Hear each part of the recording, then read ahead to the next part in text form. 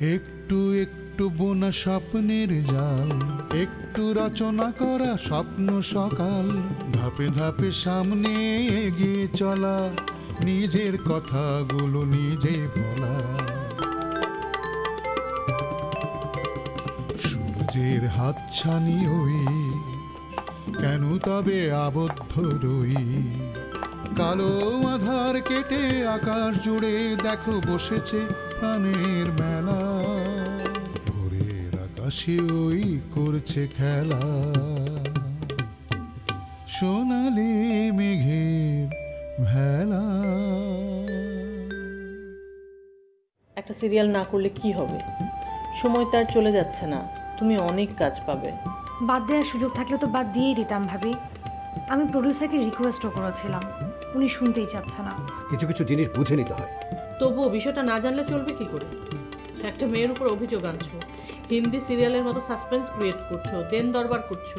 কি হলো, কথা বলছিস না কেন? আমি আর কথা বলে কি করবো মা? আমার কথা আর কে শুনছে? তোমরা যে যা ভালো মনে করছো তাই। এই যে বাড়িতে নিজের ছোট ভাইয়ের বউয়ের কাছ থেকে প্রতিদিন ইনসাল্টেড হচ্ছ, সেটা মাথায় আসে না? কোনো কিছু লাগে না? তোমার মাথায় এত স্পেস থাকতে আমার মাথায় লোড করার দরকার কি?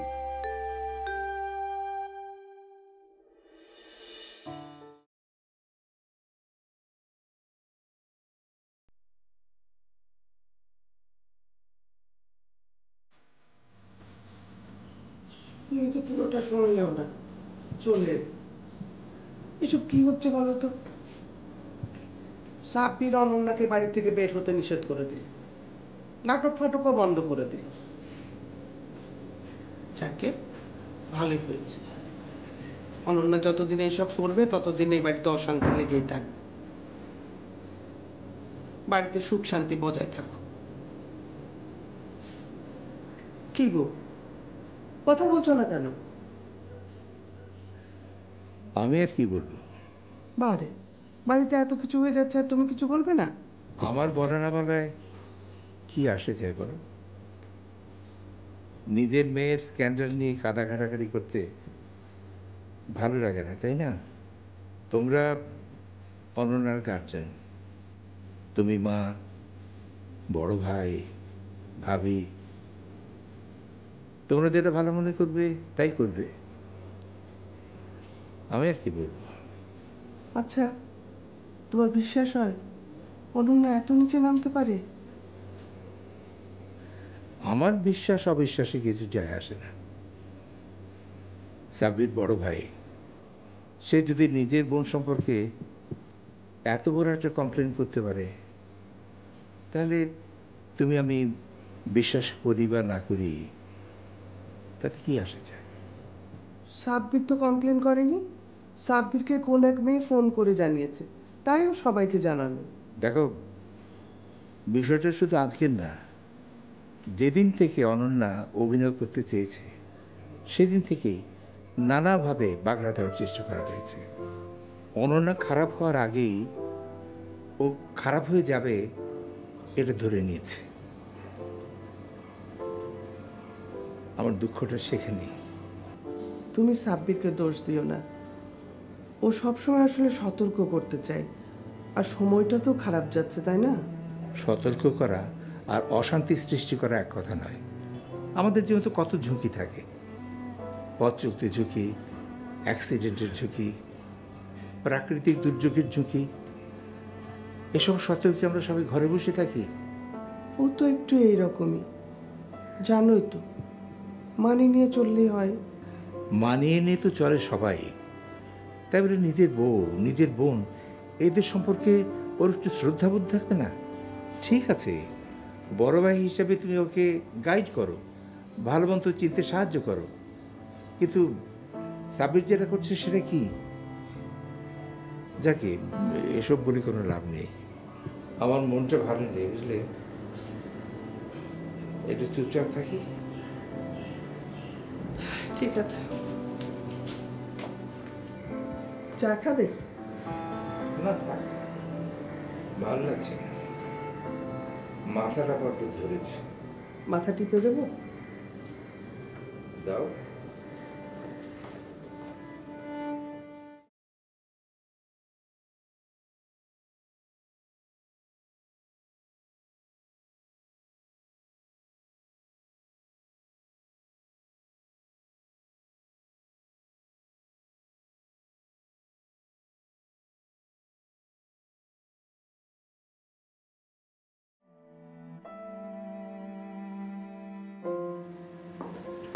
কোথায় যাচ্ছ?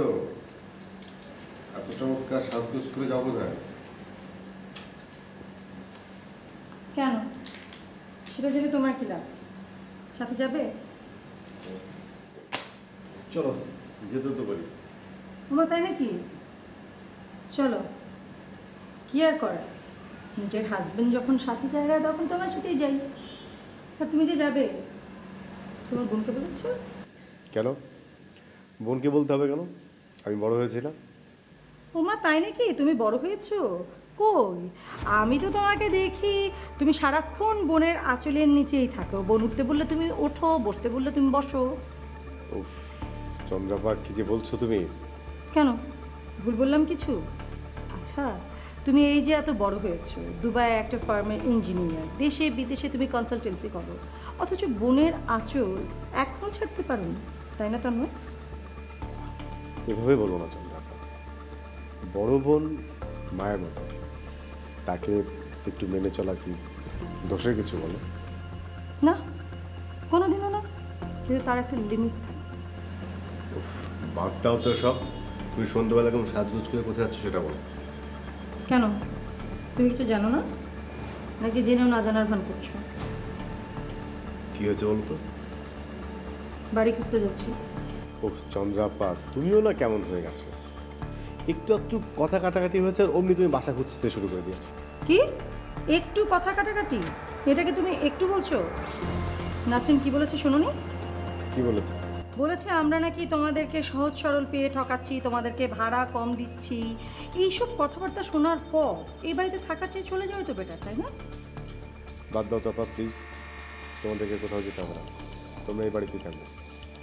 ওরা যেটা থাকতে চাইছে না, তুই কেন জোর করে আটকাচ্ছিস? আপা এটা কেমন কথা? We are very close relatives, আমরা এতদিন ধরে একসঙ্গে আছি, এখন হঠাৎ করে এভাবে চলে গেলে মানুষ কি ভাববে? এটা কেমন কথা? আমরা তো যেতে বলিনি, কারো যদি না পোষায় তাহলে আমরা কিভাবে জোর করে আটকে রাখবো? ঠিকই বলেছিস নাসরিন, আমাদের পোষাচ্ছে না এই জন্য আমরা চলে যাচ্ছি। কিন্তু তোর ভাই তো আসলে সহজ সরল, এই প্যাচগোজ ব্যাপারটা তোর মতো ওর মাথায় ঢোকে না, ওকে একটু বুঝিয়ে বল। চন্দ্রাপা, তুমি সব কি বলছো? হ্যাঁ, আর আমার মাথা যদি প্যাচগোজ থাকে তো তোমার মাথা কি? আর এই বাড়ি নিয়ে এখন কেন কথা হচ্ছে? আগে তো উঠিনি। কারণ তুই আজ উঠালি এই জন্য উঠলো। মোটেই না, এটা আমি উঠিনি। তন্ময় বিয়ে করতে যাচ্ছে, বউ নিয়ে কোথায় উঠবে এ কথা আমি বলতে পারি না। কিছুদিন আগে যখন তন্ময়ের বিয়ে নিয়ে আমরা খুব মেতে উঠেছিলাম, কই তখন তো এই কথা উঠেনি, আজ উঠেছে।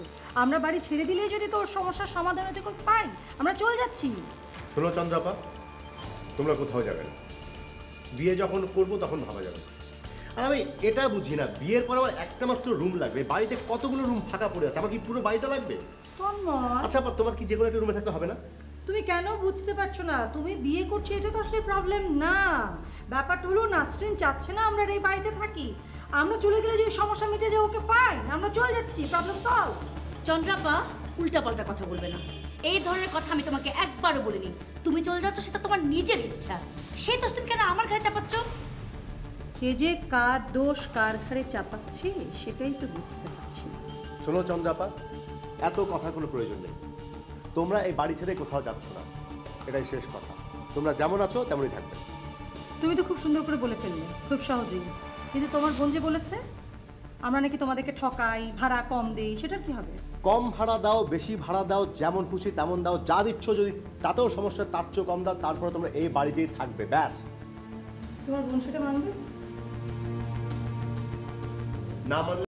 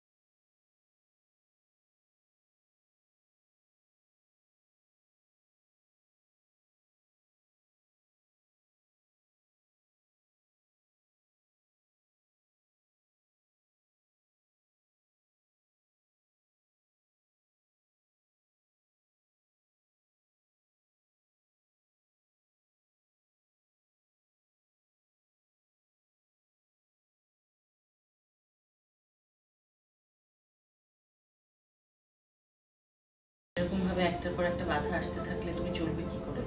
যত বাধাই আসুক ভাবি, আমি কাজ বন্ধ করব না। কিন্তু অনন্যা, এভাবে স্ক্যান্ডাল রুটতে থাকলে তুমি বাইরে বের হবে কি করে? অরূপদা আছে না ভাবি, আর এই অরূপ চৌধুরী কি বলে জানো, যে আর্টিস্টদেরকে নিয়ে যত বেশি স্ক্যান্ডাল হয় মার্কেটে তাদের দাম তত বেশি বাড়ে। কিন্তু এটা কোনো কথা হলো অনন্যা? রাস্তাঘাটে চলতে হবে না? ভয়টা রাস্তাঘাটের না ভাবি, ভয়টা ঘরের। আমি জানি না মিডিয়াতে সত্যি স্ক্যান্ডালটা কতটা রুটেছে, কিন্তু আমার ঘরেই কি হয়ে গেল চিন্তা করো। তার মানে কি, স্ক্যান্ডাল আমরা সবাই উপভোগ করি, সেটা ঘরের লোক হোক আর বাইরের। আমার নিজের ভাই কি করলো চিন্তা করো ভাবি। ভাইয়া যদি সত্যি চাইতো ছোট বোনের স্ক্যান্ডালটা না ছড়ুক, তাহলে সে আরও অনেক বেশি কৌশলী হতে পারত।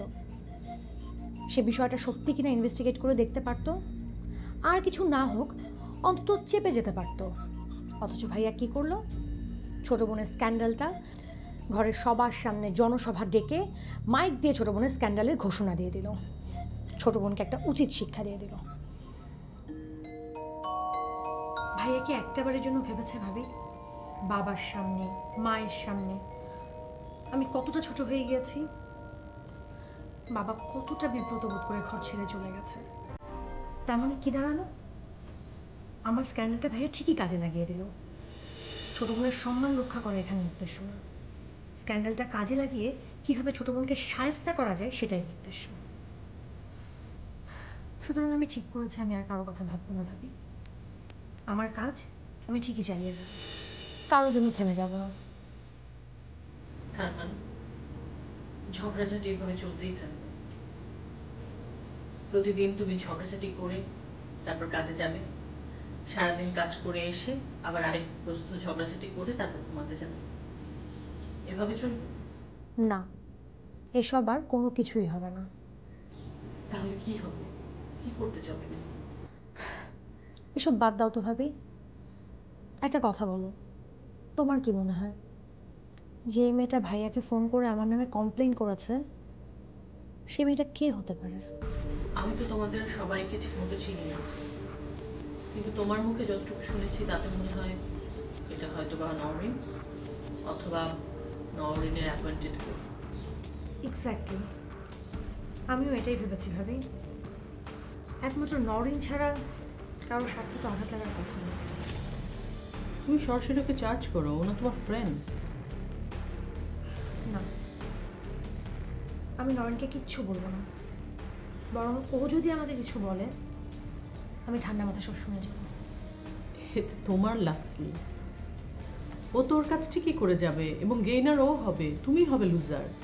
না ভাবি, নরেন আমার কোনো ক্ষতিই করতে পারবে না, ও হয়তো শুধু চুলকে ঘা করে দেবে। আমিও দেখতে চাই ও কতদিন আমাকে ভুল বুঝে থাকতে পারে, একদিন না একদিন ও ভুল ভাঙবেই। দেখো না, আসলে এইসব বিষয়ে আমার কোনো সে নাই। আমি শুধু এইটুকুই তোমাকে বলবো, যা করবে ঠান্ডা মাথায় ভেবে চিন্তা করো। আমাকে নিয়ে আজকাল তোমার অনেক টেনশন হয় তাই না ভাবি? টেনশন না, আসলে আমিও তো একই পথে প্রতি। একটু আগে তো তোমার ভাইয়া বলেই দিল, আগে অনন্যাকে ঠিক করি তারপর। এনিওয়ে যাই, হ্যাঁ রাত হয়ে যাচ্ছে। অন্য কোনো সময় হলে আটকাতাম ভাবি, আজকে আর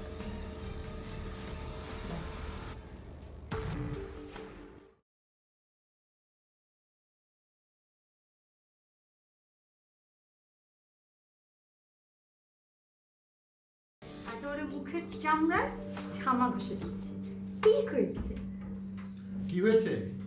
কি আর হবে, যে কথাটা বলার জন্য এতদিন ধরে নাসরিনকে আমি আঁকপাকু করছিলাম, আজকে তন্ময় সেই কাজটা করে দিল। তাই শোনো না তোমাকে কি বলি, তন্ময় নিজের ভাই হয়ে একেবারে মুখের উপর ঝামা ঘষে দিয়েছে। এখন দেখো কেমন লাগে। আমি বলি না সত্যের জয় সবসময় হয়। শোনো না কেন, তোমার সাথে কথা বলছি, এই বাড়িতে থাকি বলে কত কথা বলেছিলাম, আজকে নিজের ভাই ঝামা ঘষে দিয়েছে। আমি তো কি দেখবো জানো, নাসরিন ওই মুখে এখন বড় বড় কথা কিভাবে বলে। নাসরিনকে হসপিটালে নেওয়া হয়েছে? কেন হসপিটালে কেন? তন্ময় মুখে জামা ঘষে দিয়েছে, নিশ্চয়ই কেটে কুটে গেছে। ও, তার মানে ঝামাটা ভালোভাবে ঘষতে পারেনি। তুমি আমাকে নিয়ে ফান করছো, তা তো করবেই। তুমি তো অলওয়েজ নাসরিনের পক্ষে। আচ্ছা, এই যে নাসরিন আমাকে পদে পদে অপমান করে, তোমার লাগে না? ওকে, তোমার সাপোর্ট আমার লাগবে না। শোনো, ধর্মের কল বাতাসে নড়ে।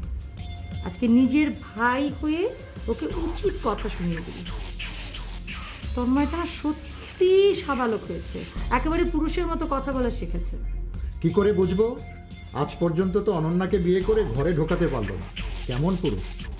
হবে হবে, অনন্যাকে প্রায় ও পুটিয়েই ফেলেছে।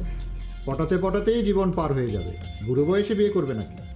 আরে তোর বিয়েটা হবে আর এইসব বিয়ে নিয়ে তুমি আজে বাজে কথাবার্তা বলছো। শোনো, তন্ময় যদি অনন্যাকে বিয়ে করে তাহলে কোন বাড়িতে এসে উঠবে? এই বাড়িতে। তখন কি আমাদের এই বাড়ি ছেড়ে দিতে হবে? খালি একটা বার অনন্যাকে এ বাড়িতে আসতে দাও, তারপর দেখবে নাসরিনকে কিভাবে আমি জব্দ করি। অনন্যা যে তোমার পক্ষে থাকবে তার গ্যারান্টি কোথায়? অফকোর্স থাকবে। শোনো, অনন্যা হলো আমার আত্মীয়, নাসরিনের না। নাসরিনের সাথে সম্পর্ক আরো ভালো হবে, কারণ অনন্যার সাথে তন্ময়ের বিয়ে হলে তারা ননদ ভাবে সম্পর্ক, আর ননদ ভাবে সম্পর্ক কত মধুর। শোনো, ননদ ভাবি ননদ ভাবি সম্পর্ক কখনো মধুর হয় না। ননদ ভাবি সম্পর্ক অলওয়েজ এরকম সাপে নেউলে হয়। ভাগ্যিস তোমার কোনো ননদ নেই, তাহলে সাপে নেউলে হয়ে ঘরটা একেবারে চিড়িয়াখানা মতো হবে। ভালো হয়েছে নেই, এখন ল্যাপটপটা বন্ধ করো, আর কাজ করা যাবে না। এখন বলো, নাসরিনকে যে শিক্ষাটা দেওয়া হলো তোমার কেমন লাগছে? ভালো, তাই না? খুব ভালো। তো আপনি আমার কাজটা করে দিয়েছে, বুঝতেও পারি। এত বড় বড় কথা এই বাড়িতে থাকা নিয়ে। বৌমা চলে যেতে চাইছে, থাকতে বলছি রাজি হচ্ছে না। জোর করার দরকার নেই, যেতে চায় যাক। এটা কি ধরনের কথা হলো? রাগ করে এতদিন বাপের বাড়ি ছিল, আসতে বলতাম তুমি বলতে থাক। আজ এলো, এসে চলে যাবে, এটা কিরকম কথা? ও তো এখানে স্বেচ্ছায় আসেনি, সাব্বির বিশেষ কোনো কারণে ওখানে আসতে বলেছিল। কাজ শেষ, ব্যাস চলে যাবে। এতে এত উতল হওয়ার কি আছে? বাড়ির বউ এভাবে ঝড়ের মতো আসবে, ঝড়ের মতো চলে যাবে, এটা কার ভালো লাগে বলো? বলছি তো, ও থাকার জন্য আসেনি, যাওয়ার জন্য এসেছে। সে যাই হোক, তুমি ওকে মানা করো, আজকে রাতটা অন্তত থাক। না না, এই থাকার কোনো মানে হয় না। থাকলেই সাবিরের সঙ্গে ঝগড়াঝাড়ি হবে, তিক্ততা বাড়বে। তার চেয়ে যেতে চায় যাক। বাবা, আমি যাচ্ছি। যাবে? বেশ, যাও। পৌঁছে একটা ফোন দিই। ভালো থাকবেন বাবা, আর যা হয়েছে তা নিয়ে টেনশন করবেন না। আমি এখনো মনে করি টেনশন করার মতো আসলে কিছু হয়নি। যা ঘটেছে তাতে এমনিতেই টেনশন হয় মা। তোমরা তো এক একজন টেনশন তৈরির কারখানা। টেনশন না করে কি করে থাকি বলো? ওকে এসব কথা শোনাচ্ছ কেন? ও তো কিছু করেনি। আমি কাউকে শোনাচ্ছি না, আমি নিজেই নিজেকে শোনাচ্ছি। বাড়ির বউ এত রাতে বাড়ি থেকে চলে যাবে, বাড়ি জুড়ে অশান্তি, আমার কিচ্ছু ভালো লাগছে না। আসি বাবা। মা, আমি আপনার অনুরোধ রাখতে পারছি না বলে আমাকে ভুল বুঝবেন না। যেদিন প্রকৃত মর্যাদা নিয়ে বাড়িতে থাকতে পারবো সেদিন আসব। সেদিন আপনি ঠেলে দিলেও আমি যাব না। সেদিনের অপেক্ষা করতে করতে একদিন মরে যাব। আল্লাহ এতদিন বাঁচিয়ে রাখলে হয়। আসি মা, দোয়া করবেন। আসি বাবা।